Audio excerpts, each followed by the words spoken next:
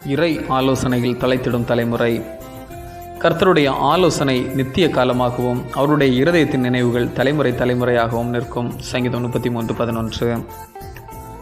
தன்னுடைய மகனை கூட்டிக் கொண்டு வியாபார இடத்திற்கு சென்றார் தந்தை. பல பொருட்களை வாங்கிவிட்டு இறுதியாக மண்பானை கடையில் சென்று சிறிய மண்பாண்டம் ஒன்றையும் அதோடு ஒரு கைமணியையும் வாங்கினார். எதற்கு என்று மகன் வினவினான். தந்தை சொன்னார், இது நம்முடைய தாத்தாவிற்கு உணவு கொடுக்க மண்கலமும் சமயத்தை சொல்ல கைமணியும் வாங்கினேன் என்றார். சிறிது நாட்கள் சென்றது. வயோதிப தாத்தா இறந்து விட்டார்.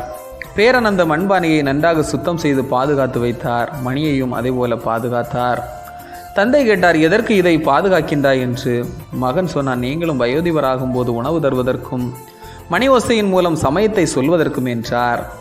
தந்தை சிந்திக்கலானார். இறை ஆலோசனையில் தலைத்திடும் குடும்பம் தலைமுறை தலைமுறையாய் ஆசீர்வதிக்கப்படும்.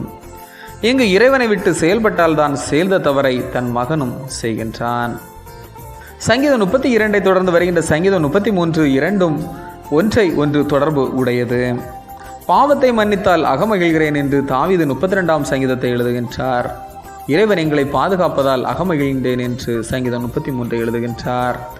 சங்கீதம் 33 4 முதல் 9 வரை உள்ள வசனங்களில் அவருடைய வார்த்தைகளினால் மனம் மகிழ்கின்றோம் என்கின்றார்.